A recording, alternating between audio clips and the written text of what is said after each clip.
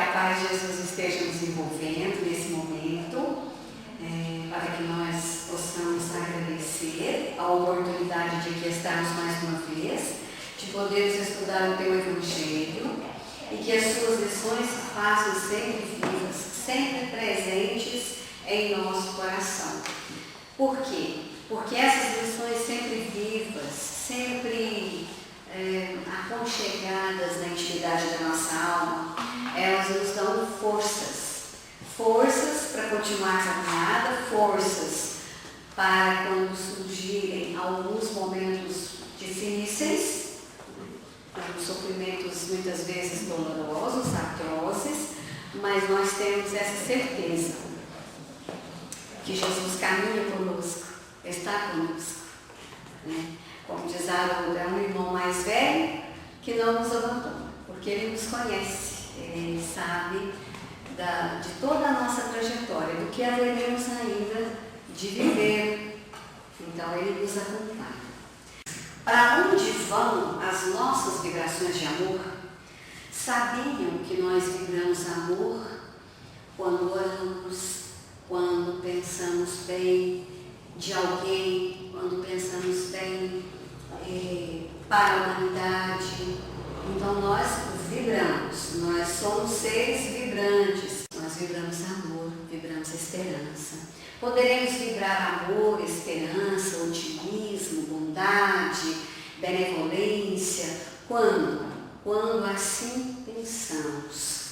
Mesmo no silêncio dos nossos lares, no silêncio da nossa alma, nós poderemos vibrar. Ao pensarmos, ao orarmos, ao meditarmos, estaremos então vibrando.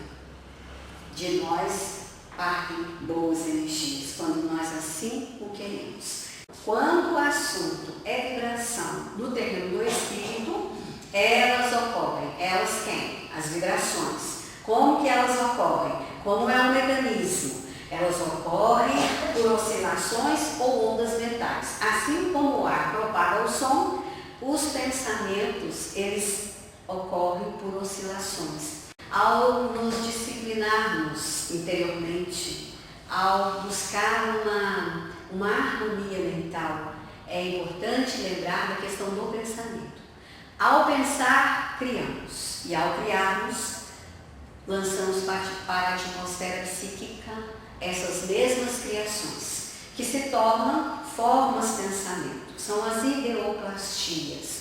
Nosso pensamento tem cheiro, tem cor, tem forma, tem vida, são as chamadas criações mentais. Por isso, importante se faz que ao pensarmos, pensemos no bem, pensemos no amor, pensemos no belo, naquilo que vai suavizar, vai beneficiar a todos que nos circundam, porque ao pensarmos estamos construindo uma atmosfera. O senhor César Frutuoso é oncologista e ele deu uma live, até compartilhei com o José a respeito disso. Ele diz assim, que nós temos em média 6 milhões de suicídios aí por mês, se for contar o mundo, né? A média para o mundo, se não me engano é bem essa conta que ele faz. Então ele nos fez uma advertência. Imaginemos nós esses pensamentos suicidas, esses pensamentos não muito felizes, circulando a atmosfera psíquica. Mas aí nós poderemos dizer, mas eu não penso assim, eu não estou a pensar em retirar a minha própria vida. Mas é que os pensamentos, eles se cruzam, eles buscam os seus afins. Todo pensamento pode influenciar, não é? Então, o cuidado com o pensamento.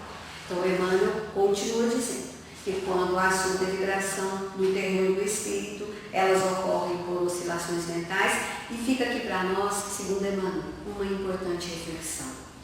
Qual? Exteriorizamos constantemente semelhantes energias, boas ou más. Então, ao pensarmos como seres energéticos que somos, vamos emitir energias, boas ou más. As boas atrairão a sua semelhante e as más sucessivamente, da mesma forma. Disso decorre a importância também das ideias que alimentamos. Então, quais são as ideias que alimentamos? São as ideias de uma vida saudável, uma vida ligada com os ensinamentos do nosso Mestre Jesus. É uma vida espiritualizada, vamos dizer assim, onde a gente procura viver o Evangelho do Cristo, né, os ensinamentos dele.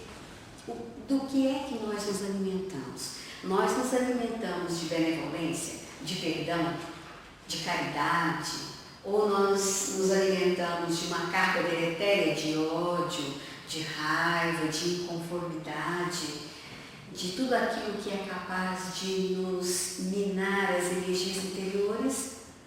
É algo a se refletir. Então, disso decorre a importância das ideias que alimentamos.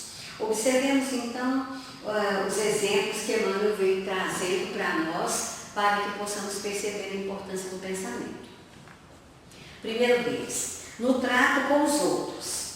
Então, quando nós estamos lidando com o outro, seja o outro o amigo, vizinho, familiar querido, ou aquele que nós cruzamos na rua, o colega de trabalho, o colega da casa espírita, seja o outro aquele quem for, no trato com os outros, durante a nossa experiência terrestre, nos desgastamos muito.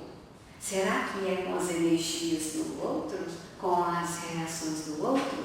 Diz Emmanuel, nos desgastamos muito mais com as nossas próprias reações intempestivas ante a conduta alheia, porque falta-nos administração interior daquilo que nós conseguimos realizar.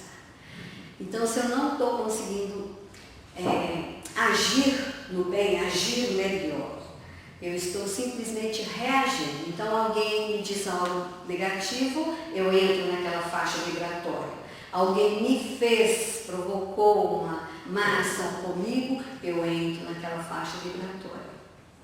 Então, falta-nos o equilíbrio, falta-nos a disciplina, né, mental, espiritual, interior.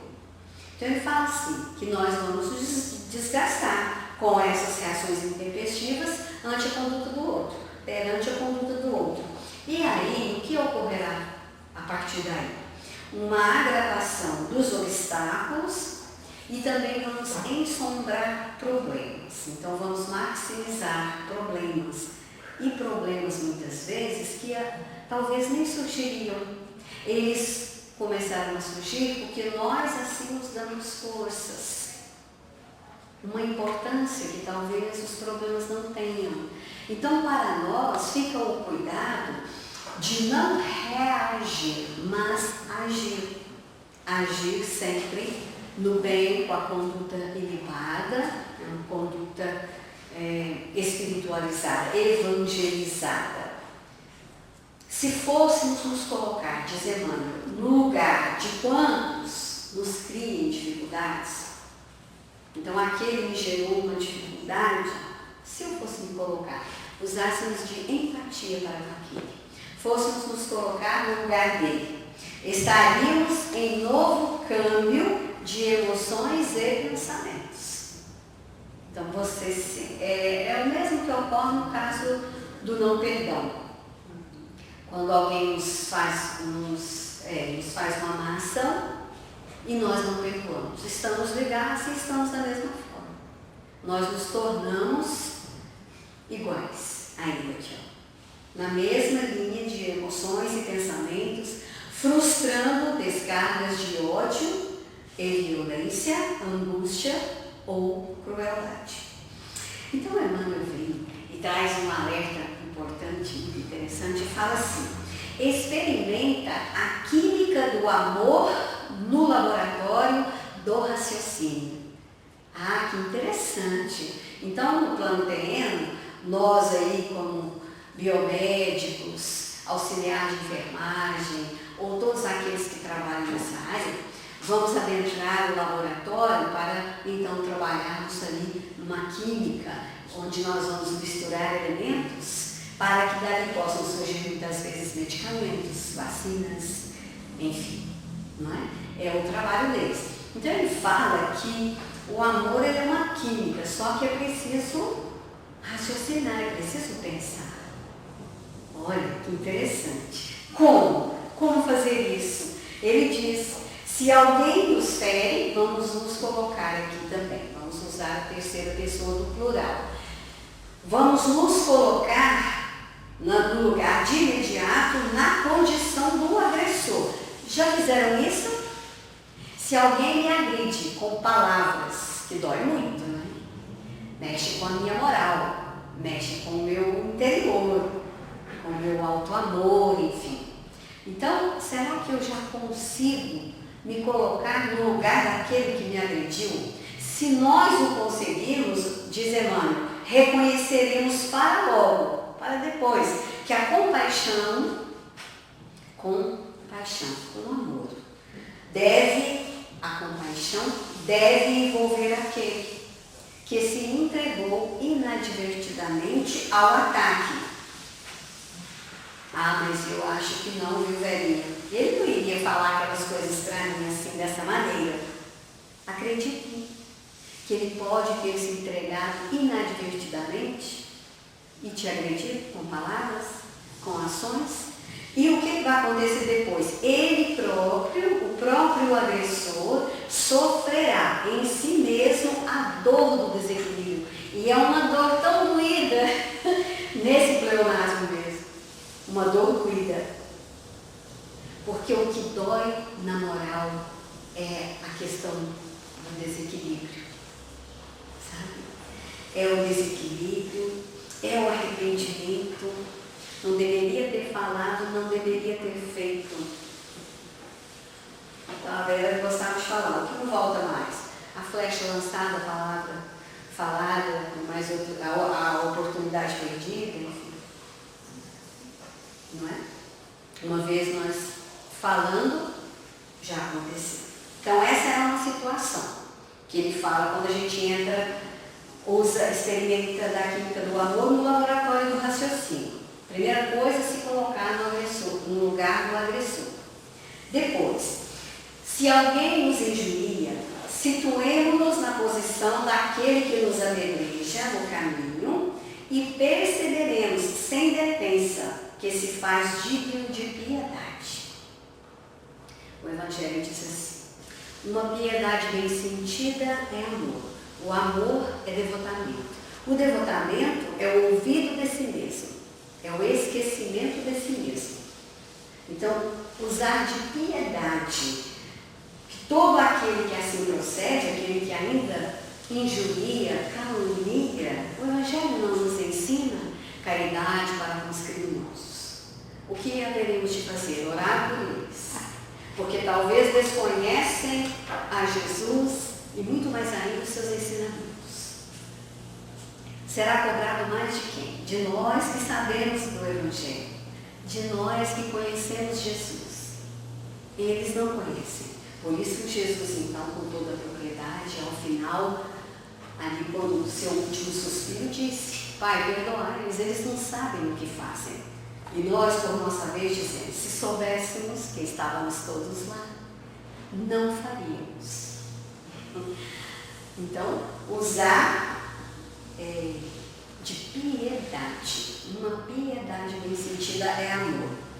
Então, ignorando é aquele que injuriou, que caluniou, ele ignora que corta na própria alma, induzindo-nos à dor do arrependimento.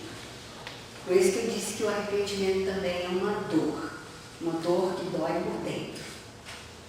E depois, todo aquele trabalho interior para refazer, né, eu diria assim, um caminho de volta. Se nós nos encontramos sob o cerco de vibrações conturbadoras, então nós estamos ali em meio a muitas vibrações conturbadas, desequilibradas, vibrações pesadas. A gente chega a sentir o que ele fala. para que nós passemos a emitir de nós mesmos aquelas outras vibrações que se mostram capazes de gerar. Então é uma troca que a gente vai fazer. Nós que já conhecemos o Evangelho, já estudamos, somos aí caminheiros, seguidores do Cristo, haveremos de mostrar, emitir outras vibrações, aquelas outras, dizer quais são? Vibrações de vida, de elevação, de otimismo, de alegria. Então são as outras vibrações capazes de suplantar aquelas conturbadoras, eu diria até uma palavra, ameaçadoras do nosso equilíbrio íntimo. Por quê? Diz Emmanuel que ninguém susta golpes de ofensa com pancadas de revide. Então, vamos lembrar Jesus. Se alguém te bateu numa face, ofereça a outra. A outra face é o perdão. Perdão é uma palavra que veio do latim, perdonare, para doar. O perdão é para ser doado. E quem perdoa se beneficia muito mais, primeiramente, do que aquele que está sendo perdoado. Diz André Luiz que o perdão é medicamento, é remédio santo. Já ouviu essa mensagem? Palavras de vida eterna. Perdão, remédio santo, diz André Luiz. Então ele fala que ninguém susta golpes da ofensa com pancadas de revide, tanto quanto ninguém apaga fogo a jogos de querosene. Então tá tudo pegando fogo, você vai jogar mais combustível? Tá tudo conturbado, desequilibrado. Você vai falar algo que ainda vai levantar aquela fogueira? Como disse Jesus, não aumenta o fermento dos fariseus, não. Ele fala aqui qual é a nossa, vamos dizer assim, a nossa movimentação nesse sentido. Ele diz, respondamos todos nós a perturbações com a paz. Com a paz. Mas eu não consigo falar. Abstém-se. Cala-te e ora. Vibra amor, vibra esperança, vibra concórdia, paz interior. Às vezes não consegue verbalizar, porque ainda é muito que nós aprendemos da nossa personalidade, né, mais íntima, daquilo que somos realmente.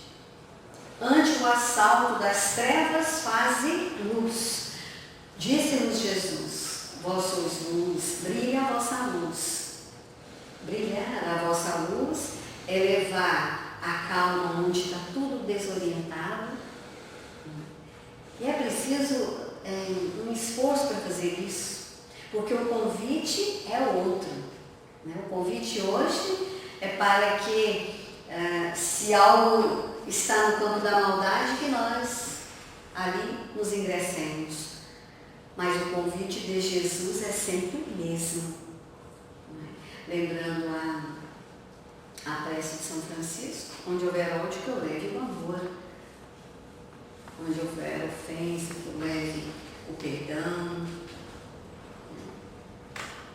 Então é esse o convite. Se alguém te desfechas, vamos colocar nós aqui também. Se alguém nos desfecha as vibrações contrárias à nossa felicidade, endereça a esse alguém. Olha um exercício importante de autolibertação. Sabe? De se livrar das amarras, de não guardar nada daquilo que não venha a colaborar com a minha saúde mental, com a minha saúde espiritual, porque eu tenho algo muito precioso para cuidar, que é o meu espírito. Lembra no seu Evangelho que o espírito é como um campo. Há que o cultivarmos com muito amor, como fazemos com uma planta. Dar atenção, dar manutenção. Então, preocupar com a nossa evolução. Então ele fala, irmã, se alguém nos desfecha as vibrações contrárias à nossa felicidade, sabe quando a gente sente isso? Há um dito popular, quando você sente que a sua orelha está queimando demais, está vermelho, o que a gente fala? Tem alguém falando de mim. Está falando bem? Não. Antigamente era assim. Nessa hora, endereça a esse alguém, a gente não conhece. Mas você pode chamar de irmão, você pode chamar. Fala assim, olha, vou endereçar a ele a minha silenciosa mensagem de harmonia e de amor, com que eles desejam felicidade maior. E a gente ainda não consegue isso, né? Desejar uma felicidade maior para aquela pessoa que não nos tem afeição, que não nos quer ver bem, sabe? Mas é uma inferioridade da alma não querer ver o bem dos outros. Porque se os outros estiverem bem, nós assim o estaremos. Porque é somente desejando o bem para os outros é que o bem se aproximará de nós. Emmanuel diz assim, faze sempre o bem que o bem te garantirá. Desejar para o outro é a regra de ouro do Evangelho. Se eu quero que alguém me faça o bem, eu deveria fazer o bem primeiro, não é? Fazer aos outros, essa é a regra máxima do Cristo. Fazer aos outros o que gostarias que os outros vos fizessem. Eu quero ser amada, ama e abre o teu campo de vibrações para atrair. Eu quero ser respeitada. Respeite os outros. Isso é regra geral. Isso dá certo.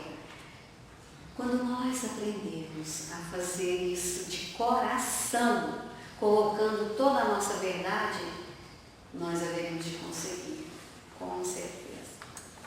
Desejar o bem para os outros. Então essas são as recomendações aqui do senhor Emmanuel.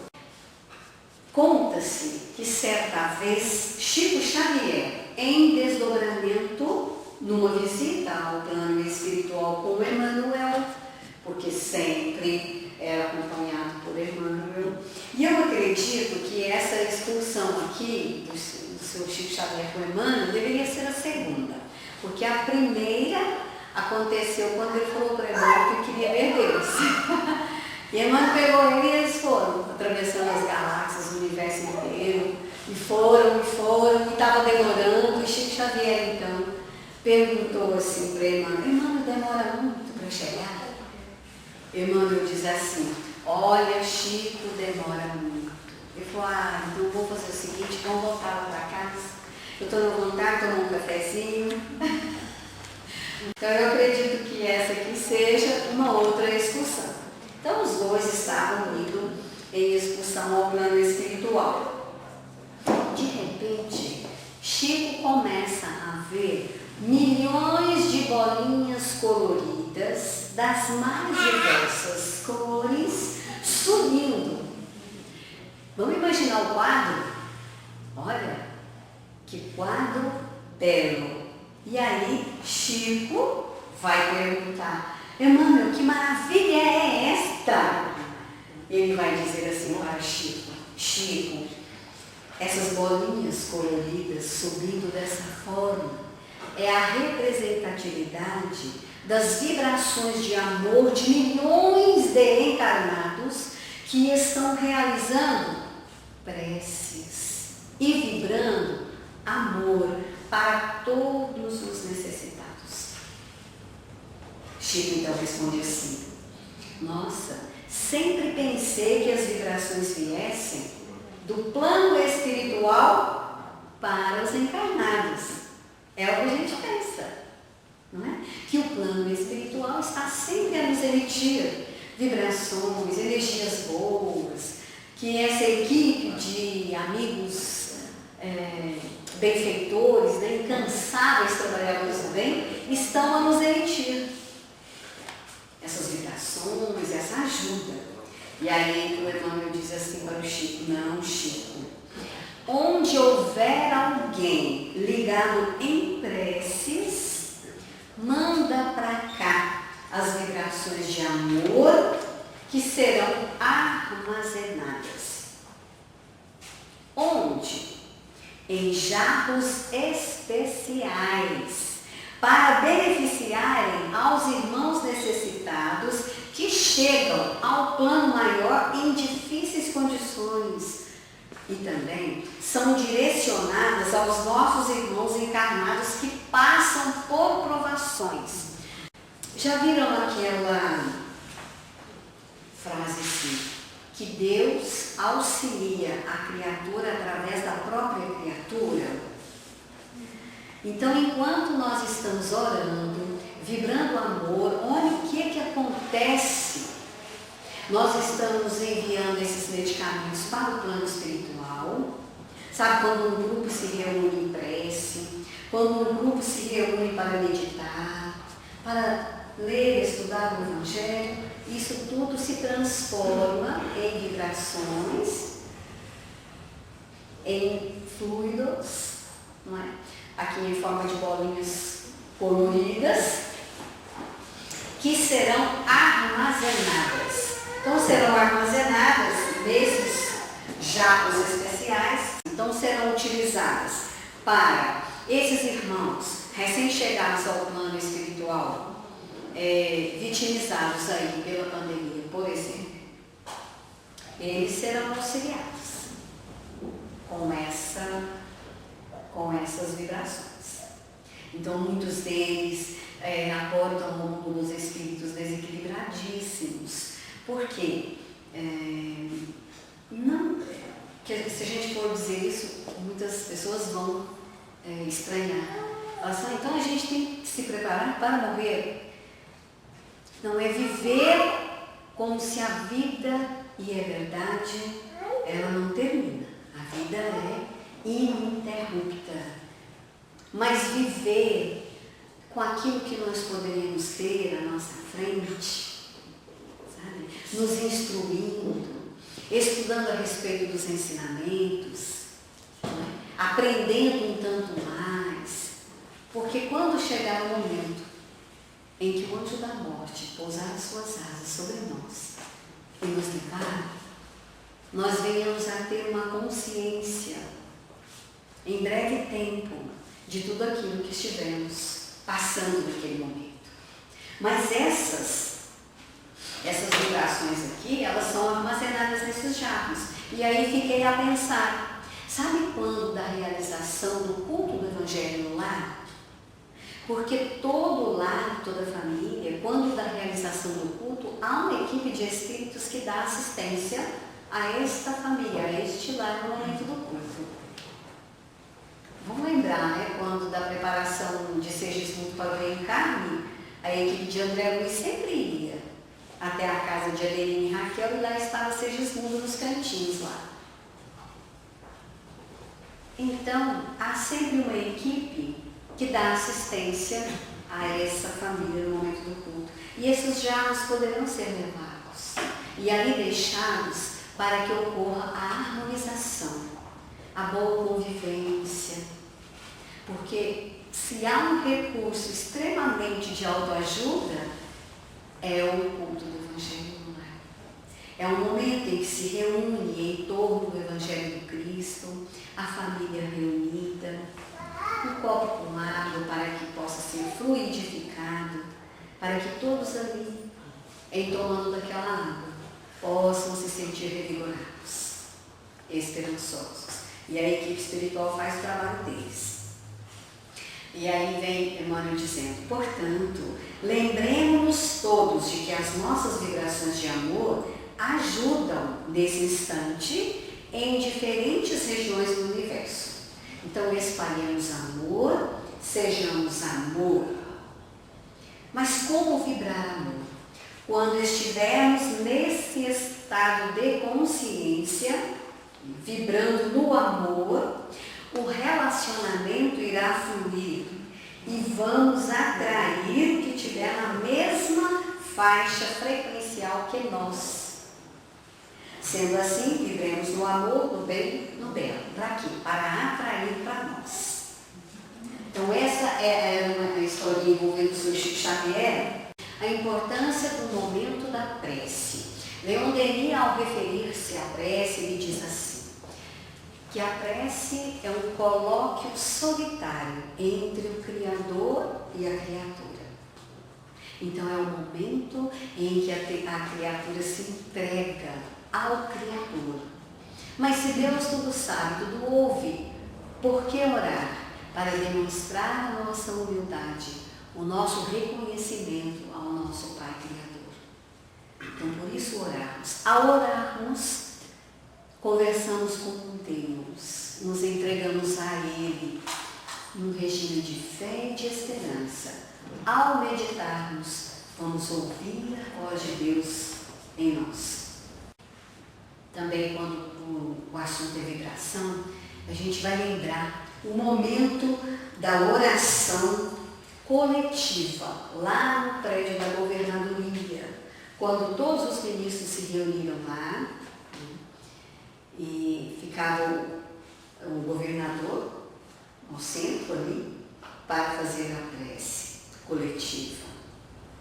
E aquilo cantaram os hinos, foi tudo escrito aqui, e foi uma emoção, um momento de emoção grande. E André Luiz, ele estava no quarto. E aí o Lísias foi falar, lá conversar com ele, e ele falou que queria ir até o prédio da governadoria para o momento da oração coletiva. E aí Lísias então o acompanhou até lá. Quando no momento da oração coletiva, André Luiz então vai perceber um quadro extremamente belo. No teto formava-se um coração dourado com estrelas azuis. Belíssimo. E André Luiz vai perguntar o que era aquilo. E Lísias vai responder para ele, olha, esse quadro que você está vendo só foi formado por causa dos pensamentos dos seus habitantes da colônia de nosso lar. Então, por isso a gente fala da importância dos bons pensamentos para gerar energia em volta. Olha que coisa interessante. Quer a paz, quer a calma, começa a vibrar, começa a vibrar. Vamos lembrar o Gandhi, né? O Gandhi, às 5 da manhã, né? Ia para a feira meditar. Atrair paz. Então, olha que importante. Esse quadro só foi concebido por causa disso, da vibração dos seus habitantes. Aqui nessa obra, Paulo e Estevão, é um momento de um colóquio aqui, quando eles ainda ficavam juntos, né? Abigail e Estevão, até então era Gesiel, porque a mãe morreu muito cedo e o pai deles, o senhor Jochebed, era um senhorzinho já bem anciãozinho, nervosinho. Então o que eles guardaram muito no coração, tanto Gesiel, que mais logo seria Estevão, e Abigail, foram as doces palavras da Santa Mãezinha. A Santa Mãezinha que os ensinou o caminho, né, do bem, do amor, o caminho que levava a Deus. Então aqui nesse instante, ó, eles dizem assim: nós que estávamos em paz nas derrotas do mundo, porque trazíamos a consciência pura, precisamos resolver agora, em face do que nos advirá em represálias. Quando dava o meu esforço contra o fogo, observei que muitos afeiçoados de Lúcio me contemplavam com disfarçada desconfiança. A essa hora, já ele terá regressado dos serviços da corte provincial. Precisamos encomendar-nos ao amor e à complacência de Deus, pois não ignoramos os tormentos reservados pelos romanos a todos os que lhes desrespeitam nas determinações. Penosa nuvem de tristeza, mergulharam os três em sombrias preocupações. Gesiel, Abigail e o senhor Jochebed, que se misturava a dor do remorso pungente, e em ambos os jovens notara-se no olhar inexcedível amargura, angustiosa e intraduzível. Gesiel tomou de sobre a mesa os velhos pergaminhos sagrados e disse à irmã com triste acento: Abigail, vamos recitar o salmo que nos foi ensinado pela nossa Santa Mãezinha para as horas difíceis. Ambos se ajoelharam e suas vozes comovidas, como a de pássaros torturados, cantavam baixinho uma das mais formosas orações de Davi, que é o Salmo 23 de Davi, que haviam aprendido no colo maternal. E ele dizia assim: ó Senhor, tu refrigeras minha alma, deitar-me faz em verdes prados, o teu cajado me consola, tu me conduz nas veredas da justiça, és meu pastor, és meu guia, nada me faltará. Mesmo que eu me encontrasse nos vales das sendas e da morte, não temeria mal algum, porque tu estás comigo. Ó Senhor, tu refrigeras minha alma, deitar-me faz em verdes prados, o teu cajado me consola, tu me conduz nas veredas da justiça, és meu pastor, és meu guia, nada me faltará, nada me faltará. E aí, o velhinho, então, papai, acompanhando tudo, esse cântico dolorido, sentindo-se opresso de amargurosas emoções, começava a compreender que todos os sofrimentos enviados por Deus são proveitosos e justos, e que todos os males procurados pelas mãos do homem trazem, invariavelmente, torturas infernais à consciência invigilante. Então ele começava a compreender. Mas o que eu queria deixar mais reservado aqui era o carinho que os meninos tinham pelos ensinamentos deixados pela mãe, que houvera desencarnado. A prece de Ismália, ele diz assim, que aquele suave calor apossava-se de todos, era intensa a sensação de conforto, porque a prece gera conforto espiritual àquele que assim professa, né, em torno de si e para si. E foi então que do alto grande quantidade de fogos esbranquiçados, de tamanhos variadíssimos, caíram copiosamente sobre os que oravam, mas não sobre aqueles que dormiam. Aqui ele vai contar ali no livro o que era aquela ala dos espíritos que ainda estavam dormindo, né?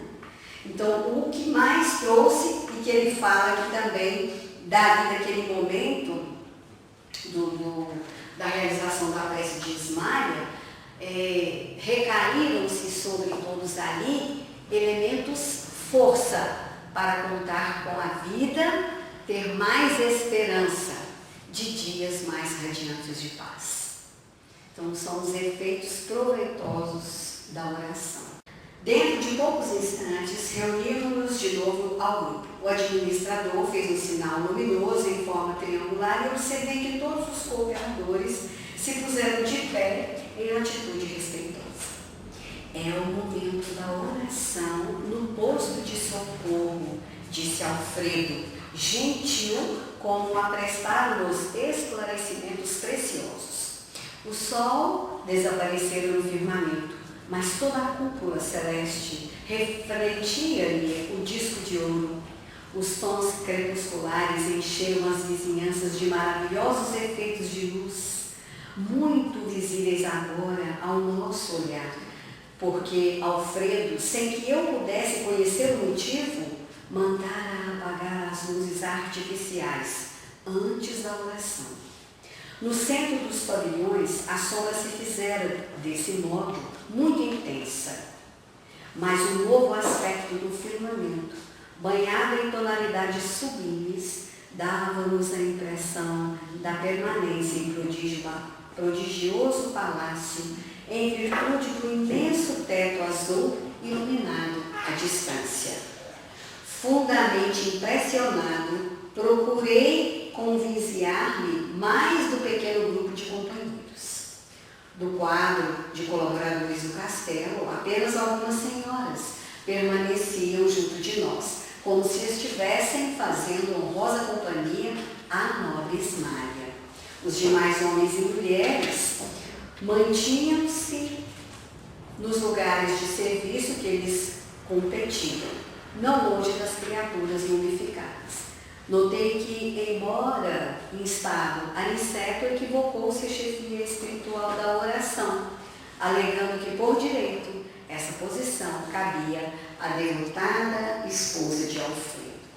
Ismael, então, num gesto de indefinível delicadeza, começou a orar, acompanhada por todos nós em silêncio, salientando-se, porém, que seguíamos a rogativa frase por frase, atendendo a recomendações do nosso orientador, que aconselhou repetir em pensamento cada expressão, a fim de imprimir o máximo ritmo e harmonia ao verbo, ao som e à ideia numa só vibração.